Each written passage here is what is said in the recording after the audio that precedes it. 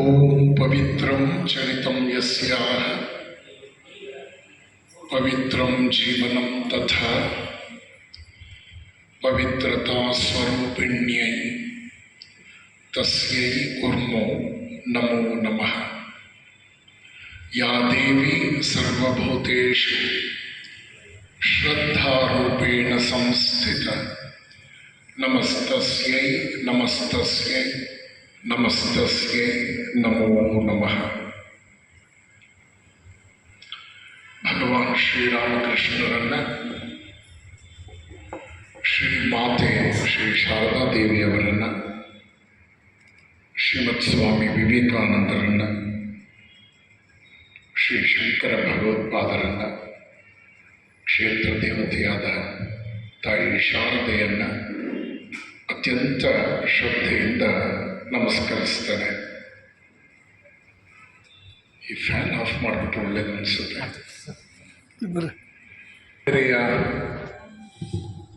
ಶ್ರೀರಾಮಕೃಷ್ಣ ವಿವೇಕಾನಂದ ಭಕ್ತವೃಂದ ಸುಮಾರು ವರ್ಷಗಳಿಂದ ನನ್ನ ಪರಿಚಯದಲ್ಲಿರ್ತಕ್ಕಂಥ ಆತ್ಮೀಯರು ಇವತ್ತಿನ ಈ ಕಾರ್ಯಕ್ರಮವನ್ನು ಬಹಳ ಪ್ರೀತಿಯಿಂದ ಯೋಜಿಸಿದರು. ನನಗೆ ಅತ್ಯಂತ ಆತ್ಮೀಯರಾದ ಪ್ರೊಫೆಸರ್ ಅಚ್ಯುತ ಅವ್ರನ್ನ ಫಸ್ಟ್ ನಾನು ಕಾಂಟ್ಯಾಕ್ಟ್ ಮಾಡಿದೆ. ಒಂದು 5 ಜನರನ್ನು ನಾನು ಸಜೆಸ್ಟ್ ಮಾಡಿದೆ. ನನ್ನ ಸೋದರಿ ಡಾಕ್ಟರ್ ಶಶಿಕಲಾ ಕೃಷ್ಣಮೂರ್ತಿಯವರನ್ನು, ಶಾಂತಿನಾಥ್ ಅವರನ್ನು, ಸೋದರ ವೀರೇಶ್ ಅವರನ್ನು. ಆ ರೀತಿ ನಾವು ಡಿಸ್ಕಸ್ ಮಾಡ್ತಾ ಇದ್ದಾಗ ಶ್ರೀಧರರ ನೆನಪು ಕೂಡ ನಮ್ಮಿಬ್ಬರ ನಡುವೆ ಅದು ಇದಾಯಿತು, ವಿನಿಮಯ ಆಯಿತು. ನನ್ನ ಮನಸ್ಸಿಗೆ ಬಹಳ ಸಂತೋಷವನ್ನು ಉಂಟು ಮಾಡಿತು. ಪೂಜ್ಯ ಶೃಂಗೇರಿಯ ಜಗದ್ಗುರುಗಳು ನನ್ನನ್ನು ಬಹಳ ಪ್ರೀತಿಯಿಂದ ಕಂಡವರು. ಪೂಜ್ಯ ಅಭಿನವ ವಿದ್ಯಾತೀರ್ಥರ 100ನೇ ಜನ್ಮ ವರ್ಷಾಚರಣೆಗೆ ಚೆನ್ನೈ ಮತ್ತು ಶೃಂಗೇರಿಯಲ್ಲಿ 2-3 ಪ್ರವಚನಕ್ಕೆ ನನ್ನನ್ನು ಆಹ್ವಾನಿಸಿದ್ದವರು. ಇತ್ತೀಚೆಗೆ ಕೆನಡಾ ದೇಶದ ಟೊರ್ಯಾಂಟೊದಲ್ಲಿ ಶಂಕರ ಮಠದ 14ನೇ ವಾರ್ಷಿಕೋತ್ಸವಕ್ಕೂ ಕೂಡ ನನ್ನನ್ನು ಆಹ್ವಾನಿಸಿ ಕಳಿಸ್ಕೊಟ್ಟಿದ್ರು. ಹೇಗೋ ನೋಡಿ, ಈ ಸಂಬಂಧಗಳೆಲ್ಲ ಒಂದಕ್ಕೊಂದು ಹೊಂದಿಕೆ ಆಗ್ತಾ ಬಂತು. ಆದರೆ ಅಚ್ಯುತ್ ಅವರ ಪ್ರೀತಿ ನನ್ನ ಮೇಲೆ ಎಷ್ಟಿತ್ತು ಅಂದರೆ, ಈ ಧವನ ಸಾಂಸ್ಕೃತಿಕ ಮಹಾನ್ ಸಮ್ಮೇಳನದ 25ನೇ ವರ್ಷವನ್ನು ಉದ್ಘಾಟನೆ ಮಾಡಿದೆ ನಾನು. ವೇದಿಕೆ ಮೇಲೆ ಬಂತು. ಪಟ್ಟಣ್ ಶೆಟ್ಟರು ಅವರ ಡೆಪ್ಟಿ ಕಮಿಷನರ್ ಇದ್ದರು. ಮೊದಲನೇದರಲ್ಲಿ ನಾನು ವಿದ್ಯಾರ್ಥಿ, ಭಾಗವಹಿಸಿದವನು. ಆದರೆ ಬೆಳ್ಳಿ ಹಬ್ಬದ ಉದ್ಘಾಟನೆ ಮಾಡಿದವನು ನಾನೇ. ಸೊ ದಾವಣಗೆರೆ ಹೇಗೆ ನನ್ನ ಹೃದಯಕ್ಕೆ ಹತ್ತಿರ ಆಗಿದೆ ಅನ್ನೋದ್ರ ಬಗ್ಗೆ ನಿಮಗೆ ಇನ್ನು ಹೆಚ್ಚು ನಾನು ವಿವರಿಸಲಾರೆ. ಇದೊಂದು ಭಾವನಾತ್ಮಕವಾದ ಸಭೆ, ತುಂಬ ವೈಚಾರಿಕವಾದ ಸಭೆ ಅಂತ ನಾನು ಕರೆಯಲ್ಲ. ಪೂಜ್ಯ ಸ್ವಾಮೀಜಿಯವರು ಗ್ರಂಥವನ್ನು ಲೋಕಾರ್ಪಣೆ ಮಾಡಿ ಬಹಳ ಪ್ರೀತಿಯಿಂದ 4 ಮಾತುಗಳಾಡಿದ್ದಾರೆ. ಅವರಿಗೆ ನನ್ನ ಪ್ರಣಾಮಪೂರ್ವಕ ಕೃತಜ್ಞತೆಗಳನ್ನು ಸಲ್ಲಿಸ್ತೇನೆ. ಶಾರದೇಶಾನಂದರು ಹರಿಹರದ ಪಕ್ಕದಲ್ಲಿ ಹರಿಯುವಂತಹ ತುಂಗಭದ್ರೆಯ ಆ ರಭಸಕ್ಕೆ ತಕ್ಕಂತೆ 4 ಒಳ್ಳೆ ಮಾತಾಡಿದ್ದಾರೆ. ಪ್ರಕಾಶಾನಂದರು ಪ್ರಶಾಂತವಾಗಿ ಹರಿಯುವಂತಹ ಒಂದು ಸಾಗರದ ಚಿತ್ರಣವನ್ನು ತಮ್ಮ ಮಾತುಗಳಲ್ಲಿ ಹೇಳಿದುಕೊಟ್ಟಿದ್ದಾರೆ. ಶ್ರೀಧರವರು ನಮ್ಮನ್ನು ಒಂದು ಕ್ಷಣ ಅಮೆರಿಕದವರೆಗೂ ಕರ್ಕೊಂಡು ಹೋದರು. ಬಾಗಿಲು ತಟ್ಟದೆ ಬರಬೇಡಿ, ನೋಡಿಕೊಂಡೇ ಬರಬೇಕು ಅಂತ ಹೇಳಿದರು. 100 ಮಕ್ಕಳಿಗೆ ಇದನ್ನು ಓದಿಸ್ತೀನಿ ಅಂತ ಹೇಳಿದರು. ಈ ಕಾಲದಲ್ಲೂ ಕೂಡ 100 ಮಕ್ಕಳಿಗೆ ನಾನು ಇದನ್ನು ಓದಿಸಬಲ್ಲೆ ಅಂತ ಹೇಳುವಂಥ ಮೇಷ್ಟ್ರುಗಳಿದ್ದಾರೆ ಅನ್ನೋದೇ ನಮಗೆ ಧೈರ್ಯ. ಇನ್ನು ಸಾಹಿತ್ಯ ಪರಿಷತ್ತಿನ ಹಿರಿಯರಾದ ನಮ್ಮ ಶ್ರೀಮಾನ್ ವಾಮದೇವಪ್ಪನವರು ಭಾಳ ಪಾಪ ಒಂದು ಹೃದಯಂಗಮವಾದ ಭಾವನೆಗಳನ್ನು ಹಂಚಿಕೊಂಡ್ರು. ನಾನು ಸಾಹಿತ್ಯ ಕ್ಷೇತ್ರದ ಜಿಲ್ಲಾ ಪ್ರತಿನಿಧಿಯಾಗಿ ಈ ಕಾರ್ಯಕ್ರಮಕ್ಕೆ ಬಂದದ್ದು ನನ್ನ ಭಾಗ್ಯ ಅಂತ ಪಾಪ ಅವರು ಹೇಳಿಕೊಂಡ್ರು. ಇದೆಲ್ಲ ಅವರ ಹೃದಯವಂತಿಕೆ. ಇನ್ನು ಪ್ರಾರಂಭದಲ್ಲಿ ನನಗೆ ಬಹಳ ಇಷ್ಟವಾದಂಥ ಹಾಡನ್ನೇ ಎಲ್ಲ ತಾಯಂದರು ಅನ್ಯಚಿಂತೆಯ ಪಥದಿ ಶ್ರೀರಾಮಕೃಷ್ಣ ವಚನ ವೇದದ ಆ ಹಾಡನ್ನು ಅವರು ಬಹಳ ಚೆನ್ನಾಗಿ ಹಾಡಿದ್ರು. ಕಾರ್ಯಕ್ರಮಕ್ಕೆ ಮಂಗಳಮಯವಾದ ಪ್ರಾರಂಭವನ್ನು ಕೊಟ್ಟರು. ಇನ್ನು ಗ್ರಂಥದ ಪರಿಚಯವನ್ನು ನನ್ನ ಆತ್ಮೀಯ ಸಹೋದರಿ ಡಾಕ್ಟರ್ ಶಶಿಕಲಾ ಕೃಷ್ಣಮೂರ್ತಿಯವರು ಬಹಳ ಅರ್ಥಪೂರ್ಣವಾಗಿ, ಬಹಳ ಚಿಕ್ಕದಾದರೂ ಕೂಡ ಹೇಳಬೇಕಾದದ್ದನ್ನು ಸೊಗಸಾಗಿ ನಮ್ಮ ಮುಂದೆ ಪರಿಚಯ ಮಾಡಿಕೊಟ್ರು. ಸಭೆಯಲ್ಲಿ ಎಲ್ಲರನ್ನೂ ನಾನು ಗಮನಿಸ್ತಾ ಇದ್ದೆ.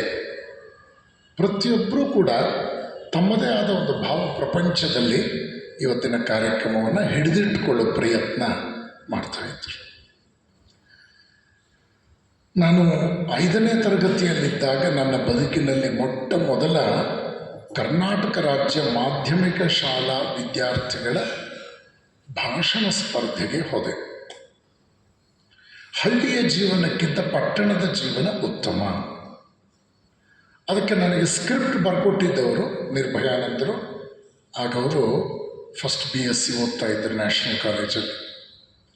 ಅವ್ರಿಗೆ ಇಂಜಿನಿಯರಿಂಗ್ ಸೀಟ್ RV ಕಾಲೇಜಿನಲ್ಲಿ ಸಿವಿಲ್ ಸಿಕ್ಕಿತ್ತು. 451 ರೂಪಾಯಿ ಫೀಸ್ ಕಟ್ಟೋದಕ್ಕೆ ನಮ್ಮ ತಂದೆಗೆ ಶಕ್ತಿ ಇಲ್ಲದಲೇ ಇರೋದ್ರಿಂದ BSc ಹೋಗಬೇಕಾಯ್ತು. ವಾಸ್ತವಿಕತೆಗಳು ನಿಮಗೆ ಗೊತ್ತಾಗಬೇಕು. ಇವತ್ತು ನೀವು ಏನೇ ಫೀಸ್ ಕಟ್ಟಿದ್ರು ನಿಮ್ಮ ಮಕ್ಕಳು ಹೇಗೆ ಓದ್ತಾ ಇದ್ದಾರೆ ಅನ್ನೋದು ಕಂಪೇರ್ ಮಾಡಬೇಕು. ಫೀಸ್ ಕಟ್ಟಲಾರದೆ ಮೆರಿಟ್ ಸೀಟನ್ನು ಪಕ್ಕಕ್ಕಿಟ್ಟು ಏನು ಸಿಗುತ್ತೋ ಅಲ್ಲಿಗೆ ಹೋಗ್ಬೇಕಾಯ್ತು. ನಿರ್ಭಯಾನಂದರು ಎಷ್ಟು ಚೆನ್ನಾಗಿ ಬರ್ಕೊಟ್ಟಿದ್ರು ಅಂದರೆ, ನಾನೇನಾದರೂ ಚೆನ್ನಾಗಿ ಅದನ್ನು ಹೇಳಿದ್ದಿದ್ದರೆ ರಾಜ್ಯ ಮಟ್ಟದಲ್ಲಿ ನನಗೆ ಪ್ರೈಸ್ ಬರಬೇಕಾಗಿತ್ತು. ಸಮಾಧಾನಕರ ಬಹುಮಾನ ಬಂತು. ಹೈಸ್ಕೂಲ್ನಲ್ಲಿ ನಾನು ತಿಪ್ಟೂರಿನಲ್ಲಿ ರಾಜ್ಯ ಮಟ್ಟದ ಪ್ರೌಢಶಾಲಾ ವಿದ್ಯಾರ್ಥಿಗಳ ಚರ್ಚಾ ಸ್ಪರ್ಧೆಗೆ ಹೋದಾಗ ನನ್ನ ಅದೃಷ್ಟ 3ನೇ ಪ್ರೈಸ್ ಬಂತು. ದೇಶದ ಉದ್ಧಾರಕ್ಕೆ ಸ್ತ್ರೀಯರ ಶಿಕ್ಷಣ ಅನಿವಾರ್ಯ. ನಾನು ಹೇಳ್ತಾರೆ ಸುಮಾರು 50 ವರ್ಷ 45 ವರ್ಷದ ಮಾತು. ನಾನೀಗ 60ರ ಹೊಸ್ತಿಲಲ್ಲಿದ್ದೇನೆ, 59ರ ಮುಕ್ತಾಯದ ಹಂತದಲ್ಲಿದ್ದೇನೆ. ನೋಡಿ, ಇದೆಲ್ಲ ನಾನು ಯಾಕೆ ನೆನಪು ಮಾಡ್ಕೊಳ್ತೀನಿ ಅಂದರೆ, ಒಂದು ಒಳ್ಳೆ ಬರವಣಿಗೆ ಸ್ಪಷ್ಟವಾಗಿ, ಶುದ್ಧವಾಗಿ, ಸ್ಫುಟವಾಗಿ ಉಚ್ಚಾರ ಚೆನ್ನಾಗಿ ಕಾಪಾಡಿಕೊಂಡು ಅಲ್ಪ ಪ್ರಾಣ ಮಹಾಪ್ರಾಣಗಳಲ್ಲಿ ಪ್ರಾಣವನ್ನು ರಕ್ಷಿಸಿ ಹ್ರಸ್ವ ದೀರ್ಘಗಳನ್ನು ಗೌರವಿಸಿ ಮಾತನಾಡುವುದು ಎಷ್ಟು ಕಷ್ಟ ಇದೆ ಅನ್ನೋದು ಭಾಷೆಯನ್ನು ಉಪಾಸನೆ ಮಾಡಬಲ್ಲವರಿಗೆ ಅರ್ಥ ಆಗುತ್ತೆ. ಒಂದು ಕಾರ್ಯಕ್ರಮದಲ್ಲಿ ಒಬ್ಬರು ಹೇಳ್ತಾ ಇದ್ರು, ನಮ್ಮ ವೇದಿಕೆ ಮೇಲೆ ಕುಳಿತಿರೋ ಗಣ್ಯರು ಸಾಮಾನ್ಯರಲ್ಲ, ತನುಮನ ದನಗಳನ್ನು ಅರ್ಪಿಸಿದ್ದಾರೆ ಅಂತ. ನಾನು ಹೇಳಿದೆ, ಊರೆಲ್ಲ ಹುಡುಕಿದ್ರು 2 ದನ ಸಿಗಲ್ಲ. ಇವರು ಹೇಗೆ ದನಗಳನ್ನು ಅರ್ಪಿಸಿದ್ದಾರೆ ಅಂದರೆ ಏನರ್ಥ? ನಾನು ಕೇಳಿದ್ದೆ. ರಾಜ್ಯ ಮಟ್ಟದ ಒಂದು ಸಮಾರಂಭದಲ್ಲಿ ಪ್ರಶಸ್ತಿ ಪ್ರಧಾನ ಕಾರ್ಯಕ್ರಮ ಅಂತ, ಪ್ರಧಾನ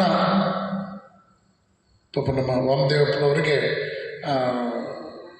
ಇಂಥ ತುಂಬ ಎಕ್ಸ್ಪೀರಿಯನ್ಸ್ ಆಗಿರ್ತಕ್ಕಂದರೆ ಕೂತ್ರೆ ನಿಂತರೆ ಅವರನ್ನು ಕೇಳ್ತಿರ್ತಾರೆ ಈ ಥರದ ಅಪಭ್ರಂಶಗಳು. ಹೀಗೆಲ್ಲ ಉಂಟು, ನಡೆದು ಹೋಗ್ಬಿಡುತ್ತೆ. ಆದರೆ ನಾನು ಇಂಜಿನಿಯರಿಂಗ್ ಪದವಿ ಪಡೆದರೂ ಕೂಡ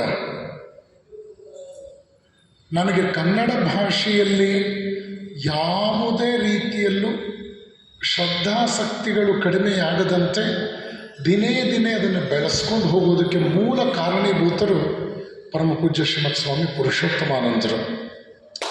ಅವರ ಸಾಹಿತ್ಯಗಳನ್ನು ಹೆಚ್ಚು ಓದೋದ ಮೇಲೆ ನನಗೊಂದು ಕ್ಷಣ ಎಷ್ಟೋ ಸಂದರ್ಭಗಳಲ್ಲಿ ಅನಿಸ್ತಾ ಇತ್ತು, ಇಲ್ಲ ನಾನು ಕನ್ನಡ ಅಥವಾ MA ಸಂಸ್ಕೃತದಲ್ಲಿ ಮಾಡಿದ್ದಿದ್ದರೆ ಚೆನ್ನಾಗಿರ್ತಿತ್ತೇನೋ ಅಂತ. ಆದರೆ ಎಷ್ಟೋ ಸಂದರ್ಭಗಳಲ್ಲಿ ಇವರು ಇಂಜಿನಿಯರಿಂಗ್ ಓದಿದ ಸ್ವಾಮಿಗಳು ಅಂತ ಜನ ನಮ್ಮನ್ನು ವಿಶೇಷವಾಗಿ ಗುರುತಿಸೋದು ಉಂಟು. ಆ ಲಾಭ ಇದೆ. ಆದರೆ ವೈಯಕ್ತಿಕವಾಗಿ ಜೋಶಿಯವರೇ ಬ್ಯಾಲೆನ್ಸ್ ಶೀಟ್ ಹೇಳ್ತಾ ಇದ್ದೀನಿ, ಕನ್ನಡ ಅಥವಾ ಸಂಸ್ಕೃತ ಓದಿದ್ದಿದ್ರೆ ಇನ್ನೂ ಹೆಚ್ಚು ಪರಿಣಾಮಕಾರಿಯಾಗಿ ಕೆಲಸ ಮಾಡಬಹುದಾಗಿತ್ತು ಅಂತ. 2ನೇ ವಿಚಾರ ಬಹಳ ಮುಖ್ಯವಾದ್ದೇನು ಅಂದರೆ, ಕನ್ನಡ ಪುಸ್ತಕಗಳು ಹೋಗೋದಿಲ್ಲ, ಕನ್ನಡ ಮಾತನಾಡುವವರ ಸಂಖ್ಯೆನೇ ಕಡಿಮೆ.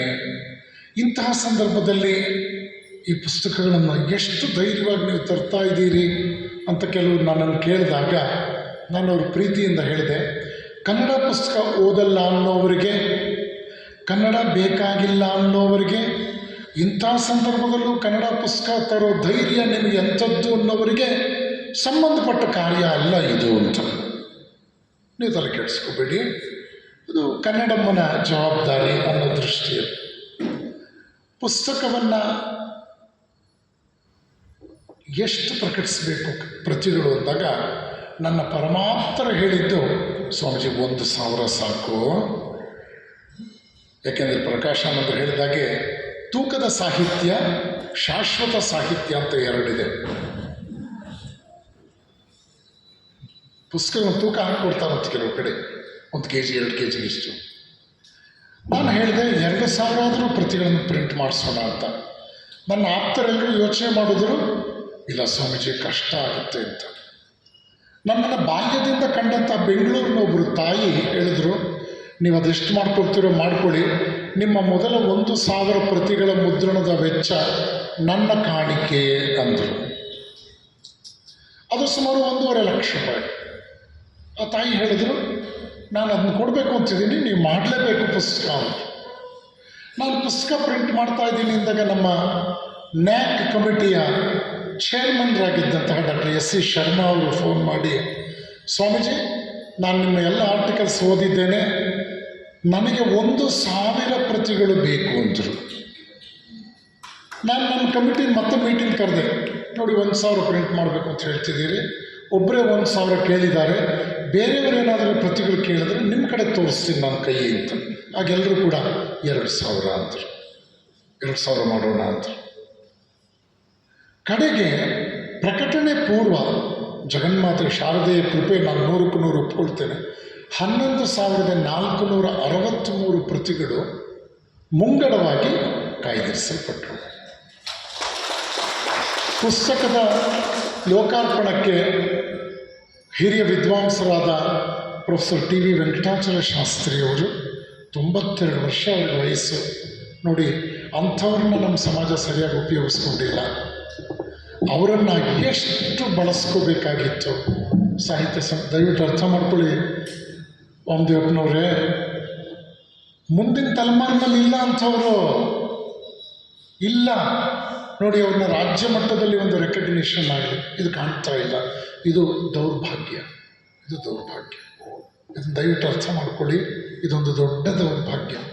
ಬಾಬು ಕೃಷ್ಣಮೂರ್ತಿಯವರು ಬಂದರು, ಲಲಿತಾ ಶಾಸ್ತ್ರಿ ಅಂತ ಬೆಂಗಳೂರಿನವರು, ಲಲಿತಾ ಸಹಸ್ರನ ಬಗ್ಗೆ ಅದ್ಭುತವಾದ ವ್ಯಾಖ್ಯಾನವನ್ನು ಬರೆದಂಥವ್ರು.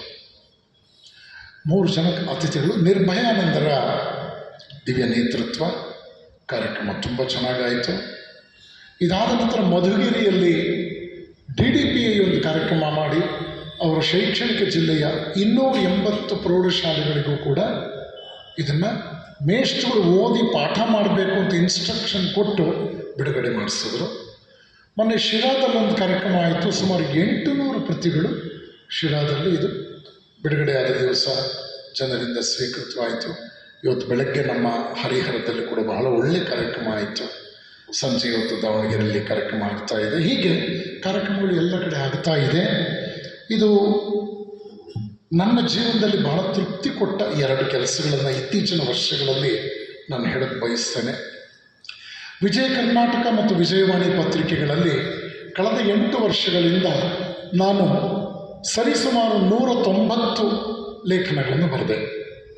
ಅನ್ಇಂಟರಪ್ಟೆಡ್ ಆಗಿ ಬರೆದೆ. ನಿಮಗೆ ಪತ್ರಿಕೆಯವರ ಸೈಕಾಲಜಿ ಗೊತ್ತಿರಬೇಕು. ಮೊದಲನೇ ಆರ್ಟಿಕಲ್ ನಿಮ್ಮದು ಚೆನ್ನಾಗಿದೆ ಅಂದರೆ, 2ನೇ ಆರ್ಟಿಕಲ್ ಏನಾದರೂ ಸ್ಟೇಲ್ ಆದರೆ, ಸ್ವಲ್ಪ ವೀಕ್ ಆದರೆ, 3ನೇ ಆರ್ಟಿಕಲ್ಲು ನಿಮಗೆ ಮುಕ್ತಾಯದ ಆರ್ಟಿಕಲ್ಲು. ಆಮೇಲೆ ಅವ್ರು ಹೇಳ್ತಾರೆ, ಯಾಕೋ ಎಡಿಟರು ಸ್ವಲ್ಪ ಬದಲಾವಣೆ ಬೇಕು ಅಂತಿದ್ದಾರೆ ಮಾಡರ್ನ್ ಜನ್ರೇಷನ್ನು, ಮಾಡರ್ನ್ ಮೈಂಡ್ಸ್ಗೆ, ಗುರುಗಳೇ ನಿಮ್ಮನ್ನು ಸಂಪರ್ಕಿಸ್ತೀವಿ ದಯವಿಟ್ಟು ಅಂದ್ಬಿಡ್ತಾರೆ. ಕರ್ನಾಟಕದಲ್ಲಿ ಭಾಳ ದೊಡ್ಡ ದೊಡ್ಡ ಲೇಖಕರಾಗಿ ಹೆಸರು ಮಾಡಿದವ್ರದ್ದು ಕೂಡ ಹಠಾತ್ತಾಗಿ ಅವರ ಲೇಖನಗಳು ಪ್ರಕಟಣೆ ಆಗೋದು ನಿಂತು ಹೋಗಿದ್ದನ್ನು ನಾನು ನೋಡಿದ್ದೇನೆ. ಆದರೆ ಶಾರದಾ ಮಾತೆ ಕೃಪೆ 180 ಲೇಖನಗಳು 2 ಪತ್ರಿಕೆಗಳಲ್ಲಿ ಅನ್ಇಂಟರಪ್ಟೆಡ್ ಆಗಿ ಯಾವುದೇ ಬ್ರೇಕ್ ಇಲ್ಲದೆ ಮೂಡಿಬಂತು. ನಾನು ನೃಪತುಂಗ ಯೂನಿವರ್ಸಿಟಿಯಲ್ಲಿ ಕಳೆದ 2 ವರ್ಷಗಳಿಂದ the life and philosophy of Vivekananda 100 ಮಾರ್ಕಿನ ಓಪನ್ ಎಲೆಕ್ಟಿವ್ ಸಬ್ಜೆಕ್ಟ್ಗೆ ವಿಸಿಟಿಂಗ್ ಪ್ರೊಫೆಸರ್ ಆಗಿ ಕೆಲಸ ಮಾಡಿದೆ. 600 ಮಕ್ಕಳಿಗೆ ವಿವೇಕಾನಂದರ ಬಗ್ಗೆ ಪಾಠ ಮಾಡಿದೆ. ಸುಮಾರು 27 ಮಕ್ಕಳು 100ಕ್ಕೆ 100 ಮಾರ್ಕ್ಸ್ ತಗೊಂಡ್ರು. ಒಬ್ಬ ಮುಸಲ್ಮಾನ್ ವಿದ್ಯಾರ್ಥಿನಿ 100ಕ್ಕೆ 98 ಮಾರ್ಕ್ಸ್ ತಗೊಂಡ್ರು. ಇದೆಲ್ಲ ಶಿಕ್ಷಕನಾಗಿ ನಾನು ಕೆಲಸ ಮಾಡಿ ನಾನು ಪಡ್ಕೊಂಡಂಥ ಲಾಭ. 600 ಮಕ್ಕಳು ಓದಿದ್ರು, ತುಂಬ ನನಗೆ ತೃಪ್ತಿ ಕೊಟ್ಟಂಥದ್ದು. ಈಗ NEAP ತೆಗೆದಿದ್ದರಿಂದ ಆ ಸಬ್ಜೆಕ್ಟನ್ನು ತೆಗೆದುಬಿಟ್ರು. Life and philosophy of Vivekananda ನಮ್ಮ ಮಕ್ಕಳಿಗೆ ಓದಿಸೋ ಅನಿವಾರ್ಯತೆ ಇಲ್ಲ ಅನ್ನೋ ನಿರ್ಧಾರಕ್ಕೆ ಘನ ಸರ್ಕಾರ, ರಾಜ್ಯ ಸರ್ಕಾರ ಬಂದಿದೆ. ಇದು ಈ ವಿಷಯನೂ ನಿಮ್ಮ ನೆನಪಿನಲ್ಲಿರಬೇಕು. ನಾನೊಬ್ಬ ಸನ್ಯಾಸಿಯಾಗಿ ವಾರದಲ್ಲಿ 2 ದಿವಸ ಇದಕ್ಕಾಗಿ ಬೆಂಗಳೂರಿಗೆ ಹೋಗಿ ಪಾಠ ಮಾಡಿ ಬರ್ತಾ ಇದ್ದೆ. ನನ್ನ ಜೀವನದಲ್ಲಿ ಇದು ಸುವರ್ಣದ ದಿನಗಳು ಅಂತ ನಾನು ಭಾವಿಸ್ತೇನೆ. ಮತ್ತು ಈ ಪುಸ್ತಕವನ್ನು ಯಾಕೆ ಬರೆದದ್ದು ಅಂತಂದರೆ, ನನ್ನ ಪಾಡಿಗೆ ನಾನು ಬರೀತಾ ಹೋದೆ. ಕಡೆ ಪೂಜ್ಯ ಸ್ವಾಮಿ ಗೌತಮಾನಂದಜಿಯವರು ರಾಮಕೃಷ್ಣ ಮಹಾಸಂಘದ ಅಧ್ಯಕ್ಷರು, ಆಗ ಇನ್ನೂ ಉಪಾಧ್ಯಕ್ಷರವರು, ಅವರು ಇದನ್ನೆಲ್ಲ ಒಂದು ಪುಸ್ತಕ ರೂಪ ತಂದರೆ ಒಳ್ಳೆಯದು ಅಂತ ಒಂದು ಅಭಿಪ್ರಾಯ ಕೊಟ್ಟರು. ಪೂಜ್ಯ ಸ್ವಾಮೀಜಿಯವರೇ ಇದಕ್ಕೆ ಆಶೀರ್ವಚನ ಪೂರ್ವಕ ಮುನ್ನುಡಿಯನ್ನು ಬರೆದರು. ನಿರ್ಭಯಾನಂದರ ಆತ್ಮನಿವೇದನೆ, ಅವರ ಮಾತುಗಳು ಬಹಳ ಚೆನ್ನಾಗಿ ಬಂದಿದೆ. ದಯವಿಟ್ಟು ಇದನ್ನೆಲ್ಲ ನೀವು ಗಮನಿಸಬೇಕು. ನಮ್ಮ ಪೂಜ್ಯ ಸ್ವಾಮಿ ಪ್ರಕಾಶಾನಂದಜಿಯವರು ಒಂದು ಮಾತು ಹೇಳಿದರು. ಸ್ವಾಮೀಜಿಯವರ ಪ್ರತಿಯೊಂದು ಆರ್ಟಿಕಲನ್ನು ನಾನು ಓದ್ತಾ ಇದ್ದೆ ಅಂತ. ನೋಡಿ, ಪುಟ 18ರಲ್ಲಿ 2ನೇ ಪ್ಯಾರಾಗ್ರಾಫಲ್ಲಿ ಬರೆದಿದ್ದೀನಿ. ಸೋದರ ಯತಿಗಳಾದ ಪೂಜ್ಯ ಸ್ವಾಮಿ ಪ್ರಕಾಶಾನಂದಜಿಯವರ ನಿರಂತರ ಪ್ರೋತ್ಸಾಹಕ್ಕೆ ಕೃತಜ್ಞತೆಗಳು. ಅವ್ರ ಮಾತನ್ನು ನಾನು ಕೃತಜ್ಞತೆಯಿಂದ ಎಂಡಾರ್ಸ್ ಮಾಡಿದ್ದೇನೆ. ನನ್ನ ಮನಸ್ಸಿಗೆ ಕಲಕುವಂತಹ 2 ಘಟನೆಗಳು. ವಯೋವೃದ್ಧರಾಗಿ ಹಾಸಿಗೆ ಹಿಡಿದಿದ್ದ ಪೂಜ್ಯ ಸ್ವಾಮಿ ಜಗದಾತ್ಮಾನಂದಜಿ ಆರ್ಟಿಕಲ್ಸನ್ನು ಓದಿ ಸ್ಪಷ್ಟವಾಗಿ ಮಾತಾಡೋಕ್ಕಾಗ್ತಾ ಇರಲಿಲ್ಲ. ಅವ್ರ ಪಾಪ ಡೆಂಚರ್ಸ್ ಹಾಕ್ಕೊಂಡು ರಾತ್ರಿ 10-10:30 ಫೋನ್ ಮಾಡಿ ಆ ಆರ್ಟಿಕಲ್ ಓದಿದೆ, ಬಹಳ ಚೆನ್ನಾಗಿದೆ, ಈ ವಿಷಯ ಚೆನ್ನಾಗಿದೆ, ಈ ವಾಕ್ಯ ಉಲ್ಲೇಖ ಮಾಡಿದ್ದು ಒಳ್ಳೆಯದಾಯಿತು ಅಂಥೇಳಿ 11-11:30 ರಾತ್ರಿಯಲ್ಲಿ ಮಾತನಾಡ್ತಾ ಇದ್ದಿದ್ದು ಕೂಡ ಉಂಟು. ಕಾರ್ಕಳದ ಸಾಹಿತ್ಯ ಸಂಘದ ಕಾರ್ಯದರ್ಶಿಗಳಾಗಿದ್ದಂತಹ ಪ್ರೊಫೆಸರ್ ಎಂ ರಾಮಚಂದ್ರ ಅಂತಕ್ಕಂಥವ್ರು, ಭಾಳ ದೊಡ್ಡ ವ್ಯಕ್ತಿ. ಅವರು ಒಂದು ದಿವಸ, ಹಿಂದಿನ ದಿವಸ ರಾತ್ರಿ ಫೋನ್ ಮಾಡಿದ್ರು. ಇವತ್ತು ನಿಮ್ಮ ಆರ್ಟಿಕಲ್ ಓದಿದೆ, ನನ್ನ ಮನಸ್ಸಿಗೆ ಭಾಳ ಸಂತೋಷ ಆಯಿತು. ಮತ್ತು ಈಗ ತಾನೇ ಜಿತಕಾಮಾನಂದಜಿಯವರಿಗೆ ಫೋನ್ ಮಾಡಿ ಅದನ್ನು ಹಂಚಿಕೊಂಡೆ. ವಿದ್ಯಾನಿಲಯಗಳು ಅಥವಾ ಆಲಯಗಳು ಅಥವಾ ಲಯವೋ ಅಂತ ಒಂದು ಆರ್ಟಿಕಲ್ ಇದೆ, ಅದ್ರ ಬಗ್ಗೆ ಪ್ರಸ್ತಾಪ ಮಾಡಿದ್ರು. ರಾತ್ರಿ 9:30ವರೆಗೂ ಅವ್ರು ನನಗೆ ಫೋನಲ್ಲಿ ಮಾತಾಡಿದ್ರು. ಬೆಳಗ್ಗೆ 8 ಗಂಟೆಗೆ ನನಗೆ ಆಘಾತದ ಸುದ್ದಿ, ಪ್ರೊಫೆಸರ್ ಎಂ ರಾಮಚಂದ್ರ ಬೆಳಗ್ಗೆ 5 ಗಂಟೆಗೆ ತೀರ್ಕೊಂಡ್ರು ಅಂತ. ಅವರ ಬದುಕಿನಲ್ಲಿ ಅವರು ಓದಿದ ಕಟ್ಟಕಡೆಯ ಆರ್ಟಿಕಲ್ ವಿವೇಕಾನಂದರನ್ನು ಕುರಿತಾದದ್ದು, ಕೋವಿಡ್ ಸಂದರ್ಭ ಅದು. ಇದೆಲ್ಲ ನನ್ನ ಮನಸ್ಸಿಗೆ ಬಹಳ ಹತ್ತಿರ ಬರುತ್ತೆ. ನಾಗಮಣಿ ಶ್ರೀನಾಥ್ ಅಂತ ಸಂಗೀತಗಾರ್ತಿ, ಅವರು ಒಂದು ಆರ್ಟಿಕಲ್ ಬರೆದರು. ನನಗೆ ತುಂಬ ಅನುಕೂಲವಾಯಿತು. ಈ ವಿಚಾರಗಳೆಲ್ಲ ಹೊಸ ವಿಚಾರಗಳು ಬಂತು. ರಾಜ ಅಜಿತ್ ಸಿಂಗ್, ವಿವೇಕಾನಂದರ ಶಿಷ್ಯ, ವಿವೇಕಾನಂದರು ಹಾಡ್ತಾ ಇದ್ದರೆ ಆ ರಾಜ ಹಾರ್ಮೋನಿಯಂ ನುಡಿಸ್ತಾ ಇದ್ದ ಅಂತ ನೀವು ಬರೆದಿದ್ದೀರಿ. ನೆಕ್ಸ್ಟ್ ಪ್ಯಾರಾಗ್ರಾಫ್ನಲ್ಲಿ ಆಟೋಮನ್ ಬಿಸ್ಮಾರ್ಕ್ ಮತ್ತು ಮ್ಯಾಕ್ಸ್ ಮಿಲ್ಲರ್ನ ಭೇಟಿ ಮಾಡ್ಕೊಂಡು ಬಂದ ಕ್ವೀನ್ ವಿಕ್ಟೋರಿಯಾ ಅವನ ಸುಧಾರಣಾ ಮಾರ್ಗವನ್ನು ಮೆಚ್ಚಿ ಅವನಿಗೆ ಡೈಮಂಡ್ ಸ್ಟಡೆಡ್ ಸೋರ್ಡನ್ನು ಗಿಫ್ಟಾಗಿ ಕೊಟ್ಟಿದ್ಲು ಅಂತೆಲ್ಲ ಬರೆದಿದ್ರಿ. ಇದೆಲ್ಲ ಎಲ್ಲಿ ಸಿಕ್ತು ಸ್ವಾಮೀಜಿ ನಿಮಗೆ ಅಂತ. ಮೈಸೂರು ಮಂಜುನಾಥ್ ಅಂತ ವೈಲಿನ್ ನುಡಿಸ್ತಕ್ಕಂಥ ಅಂತಾರಾಷ್ಟ್ರೀಯ ಮಟ್ಟದ ಕಲಾಕಾರರು ಅವ್ರು ಹೇಳಿದ್ರು, ಸ್ವಾಮೀಜಿ ನೀವು ಪಾಲ್ ಡ್ಯೂಸನ್ ಬಗ್ಗೆ ಬರೆದಿದ್ದೀರಿ. ಅವನು ಕೆಲಸ ಮಾಡಿದ ಕೀಲ್ ಯೂನಿವರ್ಸಿಟಿಗೆ ನಾನು ಹೋಗಿದ್ದೆ. ಡ್ಯೂಸನ್ ಏಷ್ಯಾಟಿಕ್ ಸೊಸೈಟಿ ಆಫ್ ಇಂಡಿಯಾ ಲಂಡನ್ನಿನ ಉಪಾಧ್ಯಕ್ಷ ಆಗಿದ್ದ. ಅವನು ವಿವೇಕಾನಂದರ ಕಾಂಟೆಂಪರರಿ ಆಗಿದ್ದ. ಸಂಸ್ಕೃತ ಮತ್ತು ಉಪನಿಷತ್ತುಗಳನ್ನು ಇಂಗ್ಲೀಷ್ ಭಾಷೆಗೆ ತರ್ಜುಮೆ ಮಾಡೋದ್ರಲ್ಲಿ ದೊಡ್ಡ ಹೆಸರು ಮಾಡಿದ್ದವನು. ಅವನ ಬಗ್ಗೆ ನಾನು ವಿವೇಕಾನಂದರ ಕಾಂಟೆಂಪರರಿ ಅಂತ ಉಲ್ಲೇಖ ಮಾಡಿದ್ದೀರಿ, ತುಂಬ ಸಂತೋಷ ಆಯಿತು. ನೋಡಿ, ಒಬ್ಬೊಬ್ಬರೂ ಕೂಡ ಚಿಂತಕರು, ಮಹಿಮಾನ್ವಿತರು ಹೇಗೆ ತಮ್ಮ ಅನುಭವಗಳನ್ನೆಲ್ಲ ನನ್ನ ಮುಂದೆ ಹಂಚಿಕೊಂಡ್ರು. ನಾನು ಕಡೆಗೆ ಅಂದ್ಕೊಂಡೆ, ಈ ಪುಸ್ತಕದ ಬಗ್ಗೆ ಅಭಿಪ್ರಾಯ ಕೊಟ್ಟಂಥವ್ರದ್ದು ಎಲ್ಲರ ಮಾತುಗಳನ್ನು ಸೇರಿಸಿದ್ರೆ ಇನ್ನೊಂದು 25 ಪುಟ ಹಾಕ್ಬಿಡೋದು. ಆಯ್ಕೆ ಮಾಡಿಕೊಂಡ್ರು ಕೂಡ ಅದರ ಪುಸ್ತಕದ ಗಾತ್ರ ದೊಡ್ಡದಾಗುತ್ತೆ, ಕೈಯಲ್ಲಿ ಹಿಡಿಯೋರು ಕೈ ನೋವು ಬರಬಾರ್ದು. ಪುಸ್ತಕದ ಜೊತೆಗೆ ಆಮೇಲೆ ಯಾವುದಾದ್ರು ಟಾನಿಕ್ ಬಾಟ್ಲು ಅಥವಾ ವೈಟಮಿನ್ ಟ್ಯಾಬ್ಲೆಟ್ ಕೊಡೋ ಪರಿಸ್ಥಿತಿ ಬರಬಾರ್ದು ಅಂತ ಅದನ್ನು ಸಾಕಷ್ಟು ಲಂಬಿಸದೆ ಒಂದು ಸ್ವರೂಪಕ್ಕೆ ತರುವಂಥ ಒಂದು ಪ್ರಯತ್ನ ಆಯಿತು. ಆದರೆ ಪ್ರಾಮಾಣಿಕವಾಗಿ ನಾನು ಹೇಳ್ತೇನೆ ಶಾರದೆ ಮುಂದೆ, ಈ ಪುಸ್ತಕವನ್ನು ಪ್ರಕಟಣೆ ಆದ ಮೇಲೆ ದಿನೇ ನಾನು ಮತ್ತೆ ಇದನ್ನು ನೋಡ್ತಾ ಇದ್ದಾಗ ನನಗೆ ಅನಿಸೋವಂಥದ್ದೇನು ಅಂದರೆ, ನಿಜವಾಗ್ಲೂ ಇದನ್ನು ನಾನೇ ಬರೆದದ್ದ? ಸತ್ಯವಾಗಲೂ ಇದರ ಹಿನ್ನೆಲೆಯಲ್ಲಿ ಆ ಶಾರದಾ ಮಾತೆಯ ಅಪಾರವಾದ ಕೃಪೆ ನನ್ನನ್ನು ಬೆನ್ನು ತಟ್ಟಿ ನನ್ನ ಎದೆಗೆ ಭರವಸೆಯನ್ನು ತುಂಬಿ ಆ ತಾಯಿ ಇದನ್ನು ಮಾಡಿಸಿದ್ಲು ಅಂತಕ್ಕಂಥದ್ದು ನನ್ನ ಆತ್ಮಸಾಕ್ಷಿಯ ಮಾತು. ಇಲ್ಲಿ ನಾನು ಹೇಳೋದಕ್ಕೆ ಯಾಕೆ ಇಷ್ಟಪಟ್ಟೆ ಅಂದರೆ, ನಾನು ಸಾಹಿತಿ ಅಲ್ಲ, ನಾನು ಮೂಲತಃ ತೆಲುಗ, ನನ್ನ ಮಾತೃಭಾಷೆ ತೆಲುಗು. ಆದರೆ ನನ್ನ ಕನ್ನಡ ಕೇಳಿದವ್ರು ಯಾರಿಗೂ ಕೂಡ ನಾನು ತೆಲುಗು ಮನುಷ್ಯ ಅಂತ ಅರ್ಥ ಆಗಲ್ಲ. ಶಶಿಕಲಾ ಅಂತವ್ರಿಗೂ ಚೂರು ಚೂರು ಗೊತ್ತಿರಬಹುದೇ ಹೊರತು ಇನ್ನು ಬೇರೆಯವರಿಗೆಲ್ಲ ಅಷ್ಟು ಸುಲಭವಾಗಿ ಗೊತ್ತಿಲ್ಲ. ಆದರೆ ಕನ್ನಡವನ್ನು ನಾನು ಬಹಳ ಪ್ರೀತಿಸಿದವನು. ನನ್ನ ಮೇಷ್ಟ್ರುಗಳು ನನ್ನನ್ನು ಬಹಳ ಪ್ರೀತಿಯಿಂದ ಈ ದಿಕ್ಕಿನಲ್ಲಿ ಪ್ರೋತ್ಸಾಹಿಸಿದವರು. ವಿವೇಕಾನಂದರಂತಹ ಮಹಿಮಾನ್ವಿತ ವ್ಯಕ್ತಿ, ಯಾರ ಬಗ್ಗೆ ಶ್ರೀರಾಮಕೃಷ್ಣ ಪರಮಹಂಸರು ಲೋಕ ಶಿಕ್ಷಣ ಮಾಡಬೇಕು ಅಂದರೆ ಜಗನ್ಮಾತೆ ಲೈಸೆನ್ಸ್ ಇರಬೇಕು. ಶುಕದೇವನಿಗೆ ಜಗನ್ಮಾತೆ ಲೈಸೆನ್ಸ್ ಕೊಟ್ಟಿದ್ಲು, ನಾರದನಿಗೆ ಲೈಸೆನ್ಸ್ ಕೊಟ್ಟಿದ್ಲು, ಶ್ರೀ ಶಂಕರಾಚಾರ್ಯನಿಗೆ ಲೈಸೆನ್ಸ್ ಕೊಟ್ಟಿದ್ಲು, ಈಗ ನರೇಂದ್ರನಿಗೆ ಲೈಸೆನ್ಸ್ ಕೊಟ್ಟಿದ್ದಾಳೆ. ಇವ್ರ ಮಾತನ್ನು ಪ್ರಪಂಚ ಕೇಳಿಯೇ ಕೇಳುತ್ತೆ ಅಂತ ಪರಮಹಂಸರು ಜೀವಿತ ಕಾಲದಲ್ಲಿ ಹೇಳಿದ್ರು. ನೋಡಿ, ಆ ವಿವೇಕಾನಂದರ ಮಾತುಗಳನ್ನು ಪುಸ್ತಕ ರೂಪದಲ್ಲಿ ತಂದಾಗ ಇದರ ಪ್ರಕಟಣೆಗೆ ವೇದಿಕೆ ಕೊಟ್ಟದ್ದು ಶಂಕರರ ಸಂಸ್ಥೆ. ನೋಡಿ ಹೇಗೆ ಇದು ಇಂಟರ್ ಕನೆಕ್ಟೆಡ್ ಅನ್ನೋದನ್ನು ನಾವು ಭಾವಿಸೋದಕ್ಕೆ ನಮ್ಮ ಹೃದಯದಲ್ಲಿ ಜಾಗ ಇದೆ. ಈ ನಿಟ್ಟಿನಲ್ಲಿ ಒಳ್ಳೆಯ ವಿಚಾರಗಳು ಮುಟ್ಲೇಬೇಕು, ಇದು ಬಹಳ ಮುಖ್ಯ. ಒಳ್ಳೆಯ ವಿಚಾರಗಳು ಮುಟ್ಲೇಬೇಕು. ಇದೊಂಥರ ಕ್ರಾನಿಕ್, ಕಂಟೇಜಿಯಸ್ ಆಗಿ ಹೋಗಬೇಕಿದು. ಆ ನಿಟ್ಟಿನಲ್ಲಿ ಶಾರದಾ ಮಾತೆಯವರ ಜನ್ಮದಿನ ಡಿಸೆಂಬರ್ 3ನೇ ವಾರದಲ್ಲಿ ಬರುತ್ತೆ.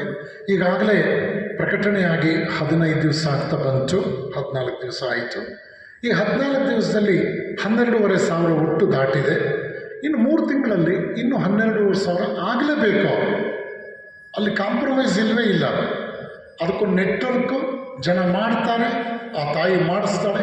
ಇಂತಹ ಪುಸ್ತಕ 25,000 ಪ್ರತಿಗಳು ಹೋಗೋದು, ನಮ್ಮ ವಾಮದೇವಪ್ಪನಂಥವ್ರಿಗೂ ಕೂಡ ಕನ್ನಡ ಪುಸ್ತಕಗಳು ಹೋಗುತ್ತೆ ಅನ್ನೋದಕ್ಕೆ ನಾವು ಧೈರ್ಯ ಕೊಡಬೇಕಾ ಬೇಡವಾ? ಕೊಡೋಣ. ಈಗ ನಾವೆಲ್ಲ ಕೊಟ್ಟಿದ್ದೀವಿ, ಅದು ಖಂಡಿತವಾಗಿಯೂ ಕೂಡ ಅವ್ರಿಗೂ ಕೂಡ ಮನಸ್ಸಿಗೆ ಸಂತೋಷ ತಂದಿದೆ ಅನ್ನುವಂಥ ವಿಚಾರ. ಈ ನಿಟ್ಟಿನಲ್ಲಿ ದಯವಿಟ್ಟು ಉತ್ತಮವಾದ ಪುಸ್ತಕಗಳನ್ನು ನಾವು ಮನೆಯಲ್ಲಿ ಸಂಗ್ರಹಿಸೋಣ, ಅದರ ಬಗ್ಗೆ ಒಂದು ಉನ್ನತ ಚಿಂತನೆ ಮಾಡೋಣ. ಮೊನ್ನೆಯೊಬ್ಬರು ತಾಯಿ ಹೇಳ್ತಾ ಇದ್ದರು ಶಿರಾದಲ್ಲಿ, ಯಾರ ಮನೆಗಾದರೂ ಹೋದರೆ ಕೆಲವು ವಸ್ತ್ರಗಳನ್ನೆಲ್ಲ ನಮ್ಗೆ ದಾನ ಮಾಡ್ತಾರೆ, ಬೇಸಿಗೆಗೆ ಬೇಕಾಗಲ್ಲ, ಚಳಿಗಾಲಕ್ಕೆ ಸಾಕಾಗಲ್ಲ. ಅದ್ರ ಬದಲು ಇಂಥದ್ದೊಂದು ಪುಸ್ತಕ ಆದರೂ ಕೊಟ್ಟರೆ ಒಂದು ತಾಂಬೂಲದಲ್ಲಿ ಆ ಮನೆಗೆ ಒಂದು ಒಳ್ಳೆಯ ಪುಸ್ತಕ ಓದ್ತಾರೆ, ಯಾರಾದರೂ ಓದ್ತಾರ ಮನೆಯಲ್ಲಿ ಅಂತ ಹೇಳಿ ಆ ತಾಯಿ ಹೇಳಿದರು. ಇದೆಲ್ಲ ನೋಡಿ ಲೋಕಾನುಭವದ ಮಾತುಗಳು, ಅದನ್ನು ನಿಮ್ಮ ಜೊತೆ ನಾನು ಹಂಚ್ಕೊಂಡೆ. ಒಟ್ಟಾರೆ ಪುಸ್ತಕ ಎಷ್ಟು ಹೋಯಿತೋ, ಎಷ್ಟು ಪ್ರತಿಗಳು ಹೋಯಿತೋ ಅದು ಗೌಣ, ಅದು ಮುಖ್ಯ ಅಲ್ಲ. ಆದರೆ ಉತ್ತಮ ಪುಸ್ತಕ, ಕುವೆಂಪು ಅವರು ಹೇಳಿದ ಹಾಗೆ ಉತ್ತಮ ಪುಸ್ತಕ ಅದು ಸಂಸ್ಕೃತಿ ಪ್ರಸರಣದ ಒಂದು ಸ್ಫುರಣೆ ನೀಡುತ್ತೆ, ಪ್ರಸರಣಕ್ಕೆ ಅದು ದಾರಿ ಮಾಡಿಕೊಡುತ್ತೆ. ಆ ನಿಟ್ಟಿನಲ್ಲಿ ಸಂಸ್ಕೃತಿ ಪ್ರಸರಣ ನಮ್ಮ ಪ್ರತಿಯೊಬ್ಬರ ಕರ್ತವ್ಯ. ಒಳ್ಳೆಯ ವಿಚಾರಗಳನ್ನು ನೀವು ಪ್ರಚಾರ ಮಾಡದೇ ಇದ್ದರೆ, ವಿವೇಕಾನಂದರ ಮಾತಲ್ಲೇ ಹೇಳೋದಾದರೆ, ಉನ್ನತವಾದ ವಿಷಯಗಳನ್ನು ಕೊಟ್ಟು ಸಮಾಜದಲ್ಲಿ ವ್ಯಕ್ತಿಗಳನ್ನು ಹುಲಿಯನ್ನಾಗಿಸದಿದ್ದರೆ ಅವರು ಸಿಕ್ಕದ ಕಳಪೆ ಆಹಾರವನ್ನು ತಿಂದು ನರಿಗಳೇ ಆಗುತ್ತಾರೆ. ಇಷ್ಟು ಉತ್ತರ. ಗಾಂಧೀಜಿ ಹೇಳ್ತಾರೆ, ಸತ್ಯ ಹರಿಶ್ಚಂದ್ರನ ನಾಟಕ ಓದಿ ನಾನು ಉದ್ಧಾರ ಆದೆ ಅಂತ. ಜೀವನ ಧರ್ಮಯೋಗ ಬರೀತಾರೆ DVG ಅವರು. ಬಾಲಗಂಗಾಧರ ತಿಲಕರು ಗೀತೆಯನ್ನು ಗೌರವಿಸ್ತಾರೆ. ಮಹಾತ್ಮ ಗಾಂಧಿ ಗೀತೆಯೇ ನನ್ನ ತಾಯಿ ಅಂತ ಹೇಳ್ತಾರೆ. ವಿವೇಕಾನಂದರನ್ನು ಓದಲೇ ಇರ್ತಕ್ಕಂಥ ಭಾರತೀಯ ವಿದ್ಯಾರ್ಥಿ ಶಿಕ್ಷಣದ ದೃಷ್ಟಿಯಲ್ಲಿ ಅಪರಿಪೂರ್ಣ ಅಂತ ಕುವೆಂಪು ಕರೀತಾರೆ. If you want to know India, study Vivekananda. Everything is positive in him and nothing negative. ಏಷ್ಯಾದಲ್ಲೇ ಫಸ್ಟ್ ನೊಬೆಲ್ ಪ್ರೈಸ್ ಪಡ್ಕೊಂಡ ರವೀಂದ್ರನಾಥ ಟ್ಯಾಗೋರ್ ಹೇಳ್ತಾರೆ, ವಿವೇಕಾನಂದರ ಅಮೇರಿಕನ್ ಶಿಷ್ಯೆ ಜೋಸೆಫಿನ್ ಮೆಕ್ಲಾಡ್ ಒಮ್ಮೆ ಅವ್ರನ್ನ ಕೇಳ್ತಾರೆ, Swamiji, I want to serve you, ನಿಮ್ಮ ಸೇವೆ ಮಾಡಬೇಕು ಅಂತಿದ್ದೀನಿ ನಾನು. What is the best method to serve you? ನಿಮ್ಮನ್ನು ಅತ್ಯುತ್ತಮವಾಗಿ ಸೇವೆ ಮಾಡೋದಕ್ಕೆ ಮಾರ್ಗ ಏನು? ಆಗ ವಿವೇಕಾನಂದ ಹೇಳ್ತಾರೆ, if you want to serve me, love my country India. ನೀನು ನನ್ನ ಸೇವೆ ಮಾಡಬೇಕಾ? ನನ್ನ ದೇಶವನ್ನು ಪ್ರೀತಿಸು, ನನ್ನ ದೇಶವನ್ನು ಪ್ರೀತಿಸು. ಮೋನಿಯರ್ ವಿಲಿಯಮ್ಸ್ ಅಂತಕ್ಕಂಥವನು, ಏಷ್ಯಾಟಿಕ್ ಸೊಸೈಟಿ ಆಫ್ ಇಂಡಿಯಾ ಲಂಡನ್ನವನು, ಅವನು ಬರೀತಾನೆ, ಹಿಂದೂ ಧರ್ಮಕ್ಕೆ ಮತಾಂತರವನ್ನು ಅನುಸರಿಸಬೇಕಾದ ಅನಿವಾರ್ಯತೆಯೇ ಇಲ್ಲ. ಹಿಂದೂ ಧರ್ಮದ 4 ಯೋಗಗಳನ್ನೇ ಆಧರಿಸಿ ಜಗತ್ತಿನ ಇನ್ನಿತರ ಎಲ್ಲ ಧರ್ಮಗಳೂ ಇವೆ. ಹಿಂದೂ ಧರ್ಮಕ್ಕೆ ಮತಾಂತರದ ದರ್ದು ಇಲ್ಲ ಅಂತ ಬರೀತಾರೆ. ಅದೆಲ್ಲ ಇದರಲ್ಲಿ ದಾಖಲೆ ಆಗಿದೆ. ಹೊಸ ಹೊಸ ರೀತಿಯಲ್ಲಿ ದಾಖಲೆ ಆಗಿದೆ. ಹೊಸ ಹೊಸ ವಿಷಯಗಳು ಬಂದಿದೆ. ಪರಮಾತ್ಮ ಬರೆಸಿದಂತೆ ಈ ಅಕ್ಷರ ಯೋಗವನ್ನು, ಅಕ್ಷರ ಉಪಾಸನೆಯನ್ನು, ಅಕ್ಷರ ಪೂಜೆಯನ್ನು ಆತ್ಮಸಾಕ್ಷಿಯಾಗಿ ಮಾಡುವ ಅವಕಾಶ ಭಗವಂತ ದೊರಕಿಸ್ಕೊಟ್ಟ. ಇದು ನನ್ನ ಜೀವನದಲ್ಲಿ ನನಗೆ ಧನ್ಯತೆಯನ್ನು ತಂದುಕೊಟ್ಟಂಥ ಒಂದು ವಿಚಾರ ಅಂತ ಹೇಳ್ತಾ, ಪರಮಾತ್ಮ ಎಲ್ಲವನ್ನೂ ಕೊಟ್ಟ.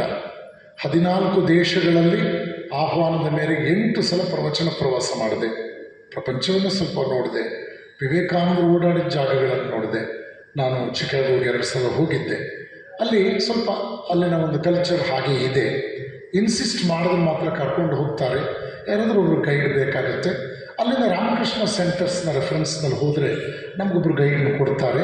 ಖಂಡಿತವಾಗಿಯೂ ಚಿಕಾಗೋ ಹೋದಾಗ ವಿವೇಕಾನಂದ ಜಾಗ ನೋಡ್ಕೊಂಡು ಬರಲೇಬೇಕು. ಇದೆಲ್ಲವೂ ಕೂಡ ನಮ್ಮ ಪಾಲಿಗೆ ಒಂದು ವಿಶೇಷವಾದ ಸಂದರ್ಭ. ಈ ವರ್ಷ ಜೂನ್ 20ನೇ ತಾರೀಕು ನನ್ನ ಹುಟ್ಟಿದ ದಿವಸ 1000 ಐಲ್ಯಾಂಡ್ ಪಾರ್ಕ್, ಯಾವ ಜಾಗದಲ್ಲಿ ಅಮೆರಿಕದಲ್ಲಿ ವಿವೇಕಾನಂದರು ಸನ್ಯಾಸಿ ಗೀತೆಯನ್ನು ಬರೆದರೋ, ನಿರ್ವಿಕಲ್ಪ ಸಮಾಧಿಯನ್ನು ಅನುಭವಿಸಿದ್ರು ಮತ್ತು 2 ಅಮೇರಿಕನ್ನರಿಗೆ ಸನ್ಯಾಸ ದೀಕ್ಷೆ ಕೊಟ್ಟರು. ಆ ಜಾಗ 1000 ಐಲ್ಯಾಂಡ್ ಪಾರ್ಕ್ ಅಂತ. ನೀವು ಸನ್ಯಾಸಿ ಗೀತೆ ಕೇಳಿದ್ದೀರಿ, ವಿವೇಕಾನಂದರು ಅಲ್ಲೇ ಬರೆದದ್ದು ಅದನ್ನು. ಆ ಜಾಗದಲ್ಲಿ ಈ ವರ್ಷ ಜೂನ್ 20ನೇ ತಾರೀಕು ನಾನಿದ್ದೆ. ಅದು ನನ್ನ ಜೀವನದ ಒಂದು ದೊಡ್ಡ ಧನ್ಯತೆಗೆ ಸಂಬಂಧಪಟ್ಟ ವಿಷಯ. ಹೀಗೆ ಈ ವಿಷಯಗಳನ್ನೆಲ್ಲ ನಿಮ್ಮ ಜೊತೆ ಹಂಚ್ಕೊಳ್ತಕ್ಕಂಥ ಈ ಒಂದು ಸುಸಂದರ್ಭವನ್ನು ನಮ್ಮ ಎಲ್ಲ ಹಿರಿಯರು ನನಗೆ ಮಾಡಿಕೊಟ್ರು. ಬಹಳ ಸಂತೋಷ ಆಯಿತು. ಒಟ್ಟಾರೆ ನಿಮ್ಮೆಲ್ಲರ ಪ್ರೀತಿ ವಿಶ್ವಾಸದಿಂದ ಕಾರ್ಯಕ್ರಮ ಅರ್ಥಪೂರ್ಣವಾಗಿದೆ, ಮಂಗಳಮಯವಾಗಿದೆ. ನಿಮಗೆಲ್ಲರಿಗೂ ಕೃತಜ್ಞತೆ ಸಲ್ಲಿಸಿ ಮತ್ತೊಮ್ಮೆ ಪೂಜ್ಯ ಸ್ವಾಮಿ ತ್ಯಾಗೇಶ್ವರಾಂಜಿಯವರಿಗೆ, ನಮ್ಮ ಶ್ರೀಧರವರಿಗೆ, ವಾಮದೇವಪ್ಪನವರಿಗೆ, ಪ್ರೊಫೆಸರ್ ಅಚ್ಯುತ ಅವರಿಗೆ, ಸೋದರಿ ಶಶಿಕಲಾ ಅವರಿಗೆ, ಶ್ರೀಮಾನ್ ಜೋಶಿಯವರಾದಿಯಾಗಿ ಸೋದರ ವೀರೇಶ್ ನಮ್ಮ ಬೆನ್ನೆಲುಬಾಗಿ ನಿಂತಿದ್ದಾರೆ, ಬೆನ್ನಲ್ಲೇ ಇದ್ದಾರೆ, ಮತ್ತು ಎಲ್ಲ ತಾಯಂದರಿಗೆ ನನ್ನ ಕೃತಜ್ಞತೆಗಳನ್ನು ಸಲ್ಲಿಸಿ ನಿಮಗೆಲ್ರಿಗೂ ಒಳ್ಳೆಯದಾಗಲಿ ಅಂತ ಹಾರೈಸಿ, 250 ರೂಪಾಯಿನ ಪುಸ್ತಕ ಇವತ್ತಿನ ಮಟ್ಟಿಗೆ 20% ಡಿಸ್ಕೌಂಟ್ ಇರುತ್ತೆ. 200